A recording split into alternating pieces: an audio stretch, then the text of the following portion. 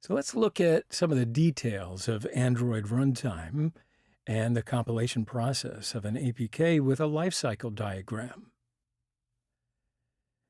Android apps are usually written in Java and compiled to Dalvik bytecode, which is somewhat different from the traditional Java bytecode.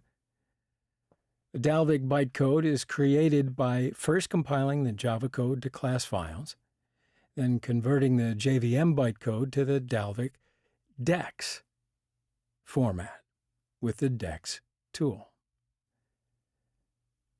DEX OPT does some optimizations on the DEX file, and the result of DEX OPT is an ODEX, or optimized DEX file. Then it's packaged into APK files with APK Builder.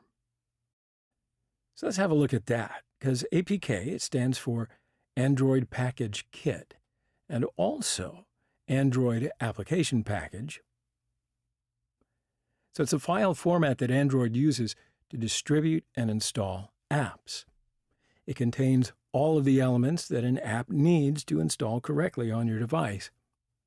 So just like exe files on Windows, you can place an APK file on your Android device to install an app.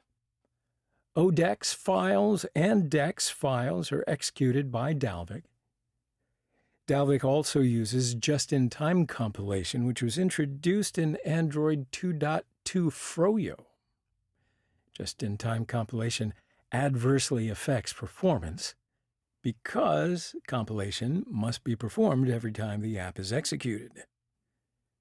Now, to improve performance since Android 5.0 Lollipop, Android executes this bytecode on the Android runtime, or ART. The Android system uses a tool called DEX to OAT, which converts DEX files into ELF files, which can be executed natively.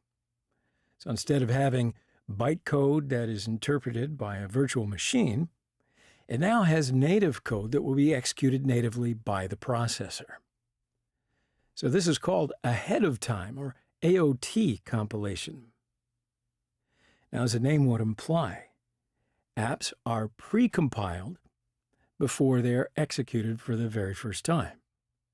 This pre-compiled machine code is used for all subsequent executions. AOT improves performance by a factor of 2 while reducing power consumption. ART increases battery performance to such a large extent because of the AOT. So while Dalvik uses the JIT or JIT approach, it results in much more battery utilization.